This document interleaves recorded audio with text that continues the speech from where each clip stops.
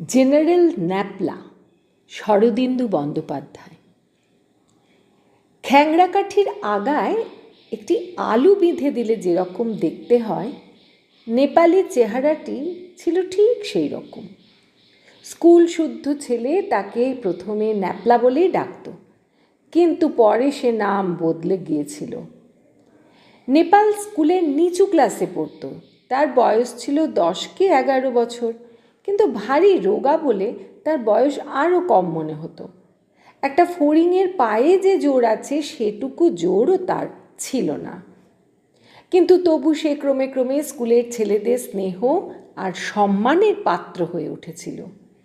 কি করে হেঁড়ে মাথা ন্যালন্যালে ছেলেটা এমন অসাধ্য সাধন করল? হিরু নামে স্কুলে একটা ভারী দুষ্টু ছেলে ছিল। সে একদিন নেপালের মাথায় একটা চাঁটি মেরে বলেছিল, এই তালপাতার সেপাই, তুই কি ভাত খাস না? অমন কাঠির মতো চেহারা কেন? হিরুর গায়ে জোর বেশি, নেপাল কোনো উত্তর দেয়নি। চাঁটিও বেবাক হজম করে গিয়েছিল। কিন্তু তার পরদিনই এমন এক ব্যাপার ঘটল যাতে হিরু একেবারে কাবু হয়ে পড়ল। হিরু মাস্টারমশাইদের চেহারা বর্ণনা করে কবিতা লিখত আর লুকিয়ে লুকিয়ে ছেলেদের পড়ে শোনাত। সেকেন্ড মাস্টার হরিবাবুর মাথায় এক গাছিও চুল ছিল না, কিন্তু গোঁফ ছিল প্রকাণ্ড ঝাঁকড়া ঝাঁকড়া। তিনি ক্লাসে এসে রোল কল করেই ঘুমিয়ে পড়তেন। ছেলেদের বলতেন, এসে লেখো কিংবা তর্জমা করো। তারপর ক্লাসের শেষে ছেলেদের খাতা পরীক্ষা করে ঘন্টা বাজলেই উঠে চলে যেতেন। হিরু তার নামেও এক পদ্য লিখেছিল। সেদিন হরিবাবুর ক্লাসে এসেই দেখলেন তার টেবিলের ওপর একটা খাতা পড়ে রয়েছে। খাতায় কারুর নাম লেখা নেই। তিনি পাতা উল্টে দেখলেন তার ভিতর কবিতাটি লেখা রয়েছে। মাস্টার বাবু হরি ঘোষ, মাথায় টাক কি ভীষণ, গোপ দেখে হয় পরিতোষ, যেন রে সুন্দরবন। গোফে যদি যেত টাক ঢাকা, কি শোভা হতো মরি মরি, ঘুমোলে এই শুরু নাক ডাকা, ঘড়ার ঘত হরি হরি। কবিতা পড়েই হরিবাবু একেবারে অগ্নিশর্মা হয়ে উঠলেন। গর্জন করে বললেন, কে লিখেছে এই পদ্য? শিগগির বলো, নইলে ক্লাস শুদ্ধ রাস্টিকেট করব। হরিবাবুর মূর্তি দেখে ছেলেরা ভয় পেয়ে গেল। তারা ভয়ে ভয়ে কবিতাটি দেখতে চাইল, কিন্তু তিনি দেখালেন না। জিজ্ঞাসা করলেন, এই ক্লাসে কে পদ্য লেখে? সবাই হিরুকে দেখিয়ে দিল। হিরুর মুখ চুন হয়ে গেল। তবু সে সাহস করে বলল, কি হয়েছে স্যার? হরিবাবু তার চোখের সামনে খাতাটা ধরে বললেন, এ পদ্য তুই লিখেছিস? হিরু ঢোক গিলে বলল, আজ্ঞে স্যার, আমি স্যার। শুয়োর পাজি বলে হরিবাবু ঠাস করে তার গালে এক চড় বসালেন। তারপর কান ধরে হিড় হিড় করে টানতে টানতে তাকে হেডমাস্টারমশাইয়ের ঘরে নিয়ে গেলেন। হেডমাস্টার হিরুকে শাস্তি দিলেন, 7 দিন কান ধরে বেঞ্চিতে দাঁড়াবে আর স্কুলের সমস্ত ছেলের সামনে তাকে বেত মারা হবে। নেপাল ভালো মানুষের মতো চুপ করে সব দেখলো, শুনল। কিন্তু সেই পদ্যলেখা খাতাটা হরিবাবুর টেবিলে কে রেখেছিল তার কোনো সন্ধান পাওয়া গেল না। নেপাল সে ক্লাসের ছেলে নয়, তাই তার ওপর হিরুর সন্দেহ হলেও প্রমাণের অভাবে সে কিচ্ছু করতে পারল না। তাছাড়া নেপালের কূট বুদ্ধি থেকে স্কুলের ছেলেরা সবাই তাকে সমীহ করে চলতে লাগলো। সে রোগা বলে তার গায়ে হাত তোলবার সাহস আর কারুর রইল না। শুধু তাই নয়, মাস্টাররাও নেপালের গায়ে হাত দিতে ভয় পেতেন। নেপাল লেখাপড়ায় ভালোই ছিল, কিন্তু তবু বাংলার টিচার বলাইবাবুর হাত থেকে কারুর নিস্তার ছিল না। বলাইবাবু সর্বদাই ছেলেদের ঠ্যাঙাবার ছুতো খুঁজে বেড়াতেন। ক্লাসের যারা ভালো ছেলে তারাও মাঝে মাঝে তার খপ্পরে পড়ে যেত। বলাইবাবু যখন ক্লাসের পড়ায় কোনো ছেলেকে ঠকাতে না পারতেন, তখন তাকে অভিধান থেকে শক্ত শক্ত কথা বেছে মানে জিজ্ঞাসা করতেন। কেউ না পারলে অমনি এক মুখ হেসে তাকে প্রহার আরম্ভ করতেন। নেহাত রোগা পটকা বলে নেপাল এতদিন বলাইবাবুর নজরে পড়েনি, কিন্তু একদিন তার শেন ও দৃষ্টি তার ওপর গিয়ে পড়ল।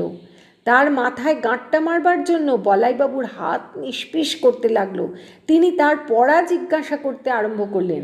নেপাল ঠিক ঠিক জবাব দিতে লাগলো, একটাও ভুল করল না। তখন শিকার ফসকায় দেখে তিনি প্রশ্ন করলেন, বল, অকুতভয় মানে কি?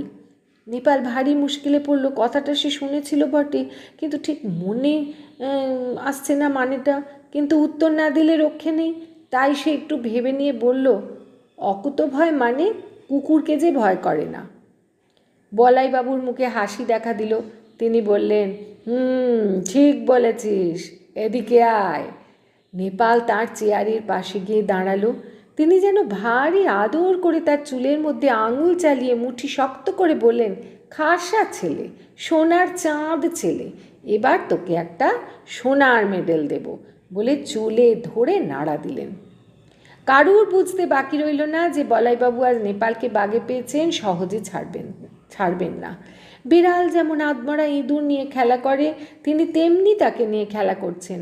নেপাল কিন্তু গম্ভীরভাবে দাঁড়িয়ে রইল, যেন কিছুই বুঝতে পারেনি। চুলি তার ভীষণ লাগছিল, কিন্তু সে একটুও মুখবিকৃতি পর্যন্ত করল না। বলাইবাবু মধু ঢালা সুরে বললেন, আচ্ছা এবার বল তো নেপাল, ইরাম্মাদ মানে কি? ইরাম্মাদ শব্দের মানেও নেপাল জানত না, কিন্তু সে ঠকবার পাত্র নয়। তৎক্ষণাৎ উত্তর দিল, ইরাম্মাদ মানে ইরান দেশের মদ। সঙ্গে সঙ্গে প্রচণ্ড এক গাঁটটা। নেপালের মাথাটি আর একটু হলেই ফেটে হাঁড়ির মতন ফুটো হয়ে যেত। বলাইবাবু হুঙ্কার দিয়ে উঠলেন, তবে রে পাজি, এই বিদ্যে হয়েছে? ইরান দেশের মদ? আমার সঙ্গে ঠাট্টা? দাঁড়াও, আজ তোমার ইরান দেশের মদ বার করছি। এই বলে আর একটা গাঁটটা মারলেন। ঠকাস করে শব্দ হলো। নেপাল দ্বিতীয় গাঁটটা খেয়ে একেবারে মাটিতে শুয়ে পড়ল, দুবার গো গো শব্দ করলো, তারপর চুপ। বলাইবাবু খানিকক্ষণ চড় বাগিয়ে দাঁড়িয়ে রইলেন, কিন্তু যখন দেখলেন নেপাল অনড় হয়ে পড়ে আছে, উঠবার নাম নেই, তখন তার মুখে উদ্বেগের ছায়া পড়ল। তিনি বললেন, ন্যাপলা ওঠ। নেপাল নিশ্চুপ হয়ে পড়ে আছে, নরণচরণ নেই। ক্লাসের ছেলেরা তাকে ঘিরে দাঁড়িয়েছিল। একজন বলল, স্যার বোধহয় মরে গেছে। বলাইবাবু ধমক দিয়ে বললেন, মরবে কি? গাঁটটা খেলে কেউ কখনো মরে? একটা ছেলে সে কিছুক্ষণ আগেই গাঁটটা খেয়েছিল, বলল, ও নিশ্চয়ই মরে গেছে। আপনার গাঁটটা কি সহজ স্যার? ওর মাথার খুলি ছেঁদা হয়ে গেছে। বলাইবাবু একেবারে সাদা হয়ে গেলেন। নেপাল উপুর হয়ে পড়েছিল। তাকে চিৎ করে দেখলেন, তার চোখ কপালে উঠে গেছে, দাঁতে দাঁত কপাটি। বলাইবাবু কাঁপতে কাঁপতে একটা ছেলেকে বললেন, ওরে যা, শিগগির এক ঘটি জল নিয়ে আয়। ওদিকে আর একটা ছেলে হেডমাস্টারকে খবর দিতে ছুটলেন। বলাইবাবু কী করেন, নেপালের দাঁত কপাটি ছাড়াবার চেষ্টা করতে লাগলেন, কিন্তু দাঁত কপাটি কিছুতেই ছাড়ানো যায় না। অনেক কষ্টে নেপালের মুখ একটু হাঁ হলো। বলাইবাবু তার মুখের মধ্যে আঙুল পুড়ে দিলেন। অমনি আবার দাঁত কপাটি, আর সে কি ভীষণ দাঁত কপাটি। বলাইবাবু প্রাণপণে চেঁচাতে লাগলেন, ওরে ছাড় ছাড় ন্যাপলা, গেলুম, ওরে তোর গুষ্টির পায়ে পড়ি, ছাড়। কিন্তু নেপাল অচৈতন্য। বলাইবাবু চিৎকার শুনতে পেল না। দাঁত কপাটির ঝোঁকে সে তার আঙুল চিবোতে আরম্ভ করলো। এমন সময় হেডমাস্টারমশাই এসে উপস্থিত হলেন। নেপালের মাথায় জল ঢালা হতে লাগলো, কেউ তাকে বাতাস করতে লাগলো। তারপর বহু কষ্টে অনেকক্ষণ পরে নেপালের জ্ঞান হলো। বলাইবাবু যখন তার মুখ থেকে আঙুল বার করলেন, তখন আঙুলটা ডাঁটা চচ্চড়ির সজনে ডাঁটার মতন ছিবড়ে হয়ে গেছে। সেই থেকে বলাইবাবু ছেলেদের গাঁটটা মারা ছেড়ে দিয়েছেন। অন্য মাস্টারেরাও কেউ নেপালের গায়ে হাত তোলেন না। কে জানে আবার যদি তার দাঁত কপাটি লাগে, বলা তো যায় না। কিন্তু আসল গল্পটা এখনো আরম্ভই করা হয়নি। নেপালের নাম কি করে জেনারেল ন্যাপলা হলো, তারপর সে কি করে নেপোলিয়ন বোনাপার্টে খেতাব পেল, সে কথাই আজকে বলবো। শহরে দুটো স্কুল ছিল, একটা টাউন স্কুল যাতে নেপাল পড়তো, আর একটা মিশন স্কুল। এই দুই স্কুলের ছেলেদের মধ্যে ঝগড়া ঝাঁটি মারপিট লেগেই থাকতো।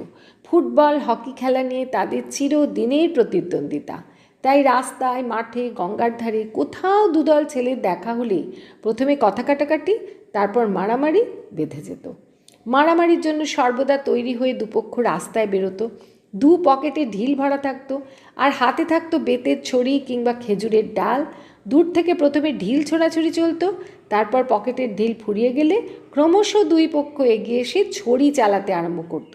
তাতেও যদি এক পক্ষ পৃষ্ঠ প্রদর্শন না করত, তখন হাতাহাতি, আঁচড়া আঁচড়ি, কামড়াকামড়ি করে যুদ্ধের অবসান হতো। কিন্তু দুঃখের বিষয়, নেপালের স্কুলের ছেলেরা এইসব খণ্ডযুদ্ধে বড় একটা জিততে পারত না। প্রায় মার খেয়ে তাদের চম্পট দিতে হতো।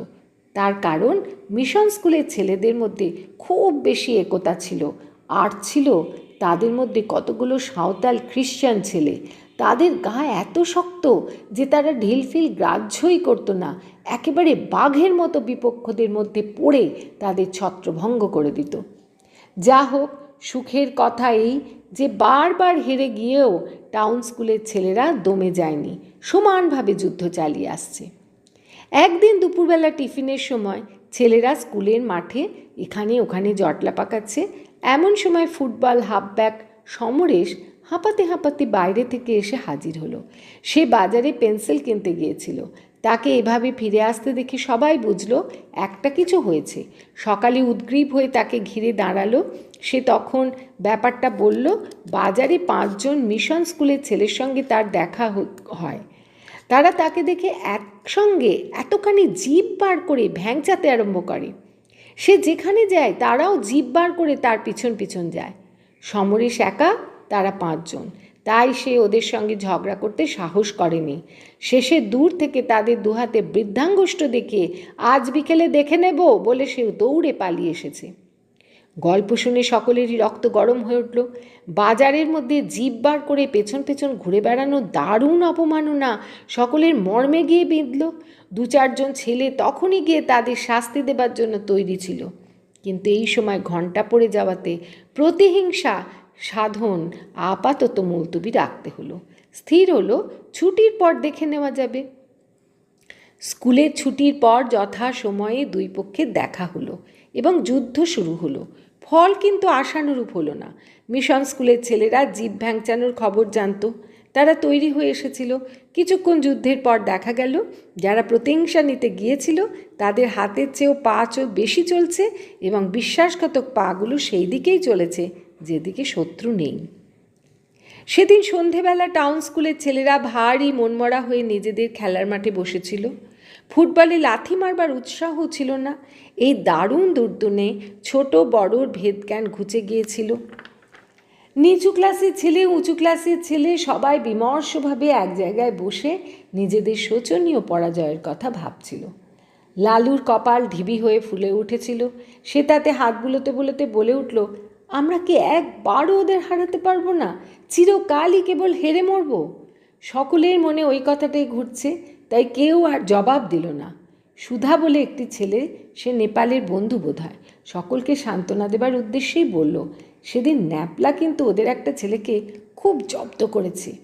গিরিন ফুটবলের ক্যাপ্টেন, বয়সেও সকলের চেয়ে বড়। সে জিজ্ঞাসা করলো, কি করেছে ন্যাপলা? সুধা বলে উঠল, সে ভারী মজা। ন্যাপলা করেছে কি, একটা টিনের কৌটোয়। এই ন্যাপলা, তুই নিজে বল না। নেপাল কাছেই ছিল, গম্ভীরভাবে বলল, স্কুলে আসবার পথে রোজ ও স্কুলের একটা হুমদো ছেলের সঙ্গে আমার দেখা হতো। সে আমাকে দেখলেই তাড়া করে মারতে আসতো। আমি দৌড়ে পালিয়ে আসছিলুম, ছেলেটা আমায় তাড়া করলো। সেদিন একটা টিনের কৌটোয় কতগুলো জ্যান্ত বোলতা পুড়ে নিয়ে এলুম। আমি কৌটোটা ফেলে পালিয়ে এলুম। সেই ছেলেটি কৌটোটা তুলে নিয়ে যেই তার ঢাকনি খুলেছে অমনি বোলতাগুলো বেরিয়ে তার মুখে কামড়ে দিল।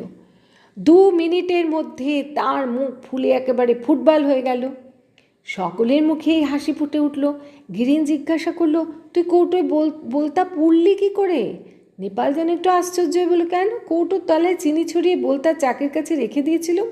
তারপর 4-5টা বোলতা যখন চিনি খাবার জন্য ভেতরে ঢুকলো অমনি ঢাকনা বন্ধ করে দিল। সবাই হেসে উঠল। নেপালের বুদ্ধি পরিচয় তারা আগেও কিছু কিছু পেয়েছিল, এখন আবার নতুন করে পেয়ে বেশ খুশি হয়ে উঠল। গিরিন অনেকক্ষণ নেপালের মুখের দিকে চেয়ে রইল। তারপর বলল, ন্যাপলা, তোর তো খুব বুদ্ধি, ওদের হারাবার কোনো ফন্দি বার করতে পারিস? নেপাল তৎক্ষণাৎ বলল, পারি, এমন ফন্দি বার করতে পারি যে ওরা হেরে ভূত হয়ে যাবে আর কখনো আমাদের সঙ্গে লড়তে আসবে না। সকলে নেপালকে ঘিরে ধরল, কী ফন্দি, কী ফন্দি? ন্যাপলা শিগগির বল। সকলে ব্যস্ত হয়ে উঠল। নেপাল বিজ্ঞের মতো মাথা নেড়ে বলল, এখন বলবো না, বললে সব মাটি হয়ে যাবে। গিরিন্দা, তোমাদের 3-4 জনকে চুপি চুপি বলতে পারি, আমি মনে মনে সব ঠিক করে রেখেছি। বেশ, সেই ভালো। তখনই একটা কমিটি তৈরি হলো, তার নাম হলো সমর সমিতি। গিরিন, নেপাল, লালু, সমরেশ এই 4 জন হলো সেই সমিতির সভ্য। স্থির হলো এরা যা বলবে সেই মতে সকলকে চলতে হবে, কেউ যদি হুকুম অমান্য করে তার শাস্তি হবে। অতঃপর সমর সমিতির সভ্যরা আড়ালে গিয়ে পরামর্শ করতে বসলো। নেপাল তখন তার মতলব প্রকাশ করে বলল, শুনে সকলে এক বাক্যে নেপালকে সেনাপতি করল। তার নাম হলো জেনারেল ন্যাপলা। মিশন স্কুলের ছেলেরা তাদের মাঠে বসে গল্পগুজব করছিল। এমন সময় সমরেশ একটা সাদা পতাকা হাতে করে তাদের সামনে গিয়ে দাঁড়ালো, জিজ্ঞাসা করলো, তোমাদের সেনাপতি কে? সমরেশ ফুটবল খেলোয়াড়, তাকে সকলেই চিনত। সাদা পতাকা নিয়ে তাকে এসে দাঁড়াতে দেখে সবাই ভারী আশ্চর্য হয়ে গেল। এরকম ব্যাপার আগে কখনো ঘটেনি। একজন জিজ্ঞাসা করলো, তুমি কোথা থেকে আসছো, কী চাও? সমরেশ বলল, আমি টাউন স্কুল সমর সমিতির দূত, তোমাদের সেনাপতির সঙ্গে দেখা করতে চাই। মিশন স্কুলের ছেলেরা চট করে ব্যাপারটা বুঝে নিল। তাদেরও খুব উৎসাহ হলো, কিন্তু সেনাপতি তো তাদের কেউ নেই। এতদিন এলোপাথারি যুদ্ধ চলেছে, সেনাপতি নিযুক্ত করবার কথা তাদের মনে আসেনি। তারা ওর মুখের দিকে তাকাতে লাগলো। কিন্তু সেনাপতি যে তাদের নেই এ কথাও স্বীকার করতে পারে না। তাদের ফুটবলের ক্যাপ্টেন প্রতাপ সেখানে দাঁড়িয়েছিল। সে এগিয়ে এসে বলল, আমি সেনাপতি। এই নূতন ধরনের খেলা পেয়ে মিশন স্কুলের ছেলেরা ভারী খুশি উঠল। এ যেন জার্মানির সঙ্গে ফরাসির যুদ্ধ বাঁধবার উপক্রম হচ্ছে। দুধকে তারা খুব খাতির করে বসালো, কারণ দুধ শুধু অবদ্ধ নয়, তাকে অসম্মান করাও ঘোর অসভ্যতা। সমরেশ আর প্রতাপ সামনাসামনি বসল। প্রতাপ সেনাপতির উপযুক্ত গাম্ভীর্য অবলম্বন করে বলল, শত্রুর দূত, এবার তোমার কি বক্তব্য আছে বলো। সমরেশ বলল, আমি তোমাদের বিরুদ্ধে যুদ্ধ ঘোষণা করতে এসেছি। সেনাপতি প্রতাপ বলল, উত্তম কথা, তোমাদের সেনাপতিকে? সমরেশ বলল, আমাদের সেনাপতির নাম জেনারেল ন্যাপলা। নেপালকে এরা কেউ চিনত না, ভাবলো নিশ্চয়ই খুব জবরদস্ত সেনাপতি, গায়ে ভীষণ জোর। সমরেশ বলতে লাগলো, এখন আমাদের সমর সমিতির বক্তব্য শোনো। আমাদের আর তোমাদের মধ্যে অনেক দিন ধরে যুদ্ধ চলে আসছে, কিন্তু সে যুদ্ধই নয়, ছেলে খেলা। আমরা চাই একদিন রীতিমতো যুদ্ধ হোক। তোমাদের দলে 30 জন যোদ্ধা থাকবে, আমাদের দলেও 30 জন থাকবে। যুদ্ধের নিয়ম অনুসারে লড়াই হবে। তারপর এই লড়াইয়ে যে পক্ষ হারবে চিরদিনের জন্যে তাদের হার স্বীকার করে নিতে হবে। তোমরা রাজি আছো? সব ছেলে একসঙ্গে চিৎকার করে উঠল, রাজি আছি, রাজি আছি। সেনাপতি প্রতাপ হাত তুলে বলল, তোমরা চুপ করো, সেনাপতিকে বলতে দাও। তারপর কিছুক্ষণ মুখ ভীষণ গম্ভীর করে ভুরু কুঁচকে বসে থেকে বলল, আমরা প্রস্তাবে সম্মত আছি। যুদ্ধ কবে হবে? রবিবার বিকেল 3টের সময়। আপত্তি নেই। কোথায় যুদ্ধ হবে? আমরা স্থির করেছি গঙ্গার ধারে পশ্চিম দিকে যে বালি চড়া আছে সেইখানে যুদ্ধ হবে, কারণ সেখানে ওই সময় বাইরের লোক কেউ থাকে না। কিন্তু তোমরা যদি অন্য কোথাও লড়তে চাও আমাদের আপত্তি নেই। প্রতাপ বলল, না না, চড়াতেই যুদ্ধ হবে, সেই উপযুক্ত স্থান। কিন্তু হার জিত কী করে বিচার হবে? সমরেশ বলল, যুদ্ধক্ষেত্রে দুদিকে দুটো কাশের ঝোপ আছে, তাদের মাঝখানে যুদ্ধ হবে। যে দল কাশের সীমানা পার হয়ে পালিয়ে যাবে তাদেরই হার। রাজি আছো? প্রতাপ দাঁড়িয়ে উঠে বলল, রাজি আছি। রবিবার বেলা 3টার সময় যুদ্ধক্ষেত্রে প্রস্তুত থেকো। হর হর মহাদেব। সমরেশও যুদ্ধনিনাদ শিখে এসেছিল। সেও পতাকা তুলে ধরে বলল, জয় চামুণ্ডে। তারপর সেনাপতিকে ফৌজি কায়দায় স্যালুট করে সমরেশ ঝান্ডা কাঁধে করে চলে গেল। দুদিকে সমরসজ্জা চলতে লাগলো। মিশন স্কুলে বাছাই করে 30 জন ষণ্ডা ছেলেকে দৈনিক দলভুক্ত করা হলো। তারা চিরদিন জিতে এসেছে, তাই তাদের মনে কোনো ভয় ছিল না। তারা চারিদিকে বড়াই করে বেড়াতে লাগলো, এবার টাউন স্কুলের ছেলেদের মেরে পস্তা উড়িয়ে দেব। নেপালের দলও যুদ্ধের জন্য তৈরি হলো। নেপাল 30 জন খুব চালাক আর মজবুত যোদ্ধা বেছে নিল। রোজ ঢিল ছোঁড়া, লাঠি চালনা, কুচকাওয়াজ চলতে লাগলো। নেপাল বাঁশি বাজিয়ে তাদের পরিচালনা করতে লাগলো। শনিবার রাত্রে সমর সমিতির 4 জন সভ্য চুপি চুপি যুদ্ধক্ষেত্রে গেল। অন্ধকারে ঘণ্টা 2 ধরে তারা কি করলো, তারপর চুপি চুপি ফিরে এলো, কেউ জানতে পারল না। রবিবার 3টে বাজতে না বাজতে 2 দল যুদ্ধক্ষেত্রে গিয়ে হাজির হলো। সকলের হাতে খেজুর ডালের ছড়ি, পকেটে ঢিল ভরা। যুদ্ধক্ষেত্রটি উত্তর দক্ষিণে প্রায় 50 গজ লম্বা, চওড়া 30 গজ। নেপালের দল দক্ষিণ দিকের বালির ওপর গিয়ে দাঁড়ালো। মিশন স্কুল উত্তর দিকটা অধিকার করলো। যুদ্ধ আরম্ভ হবার আগে নেপাল তার সৈন্যদের এক বক্তৃতা দিল। ভাই সব, ধীরভাবে যুদ্ধ করবে, ঘাবড়াবে না। সেনাপতির হুকুম, শোনবা মাত্র পালন করবে।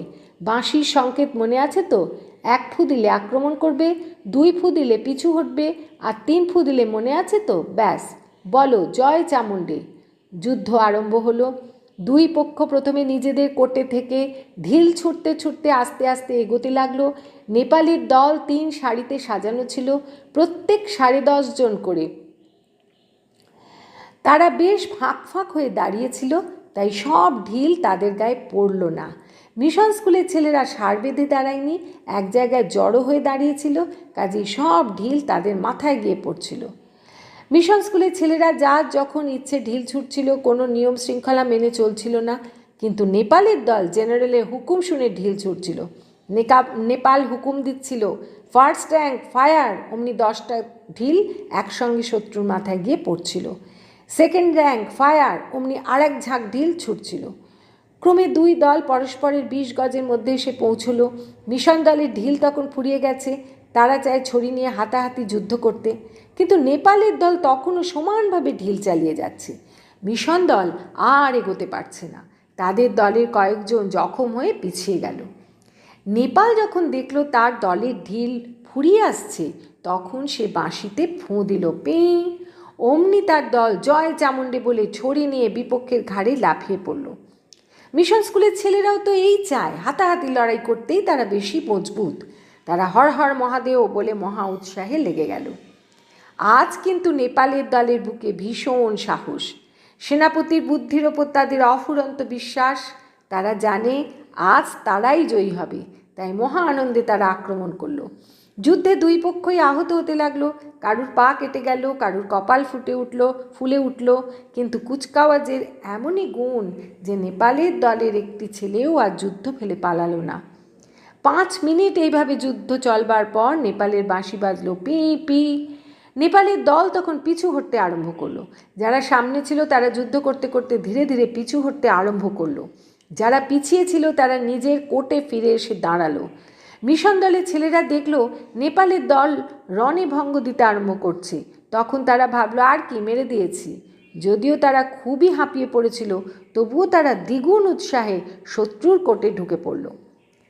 নেপালের দলের সবাই কোর্টে ফিরে এসেছে, শত্রু সামনে 20 হাত দূরে। এমন সময় আবার নেপালের বাঁশি বাজলো, পি পি পি। সঙ্গে সঙ্গে নেপালের দল এক আশ্চর্য কাজ করলো। হাতের ছড়ি ফেলে দিয়ে বালির ওপর হাত রেখে তারা হাঁটু গেড়ে বসলো। আবার যখন তারা উঠে দাঁড়ালো, তখন তাদের প্রত্যেকের 2 হাতে 2টি ঢিল। নেপাল হুকুম দিল ফায়ার, অমনি এক ঝাঁক ঢিল গিয়ে শত্রুর মাথায় পড়ল। তারা একসঙ্গে চিৎকার করে উঠল, জয় চামুণ্ডে। মিশন স্কুলের ছেলেরা হতভম্ব হয়ে গেল। ঢিল তো সব যুদ্ধের শুরুতেই ফুরিয়ে গেছে, তবে আবার ঢিল আসে কোথা থেকে? তারা কি করে জানবে যে কাল রাত্রে সমসমিতির সভ্যরা এসে বালির মধ্যে একটি নির্দিষ্ট জায়গায় 1000 ঢিল পুঁতে রেখে গেছে, আর আজ ঠিক সেই জায়গাতেই তারা গিয়ে দাঁড়িয়েছে?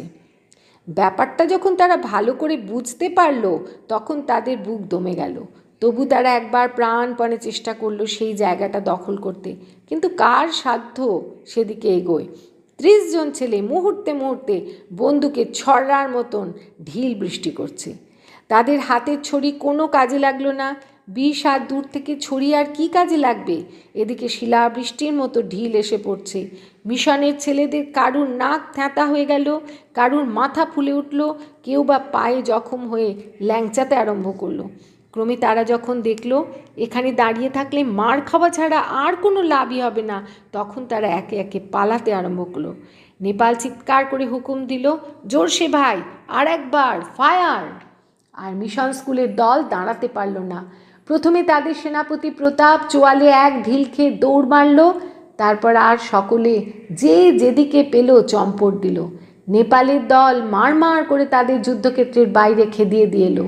স্কুলের খেলার মাঠে ফিরে এসে সকলের সামনে দাঁড়িয়ে গিরিন আর সমরেশ নেপালকে কাঁধে তুলে নিল। স্কুল শুদ্ধ ছেলে একসঙ্গে গর্জন করে উঠল, জেনারেল ন্যাপলা কি জয়, নেপোলিয়ান কি জয়।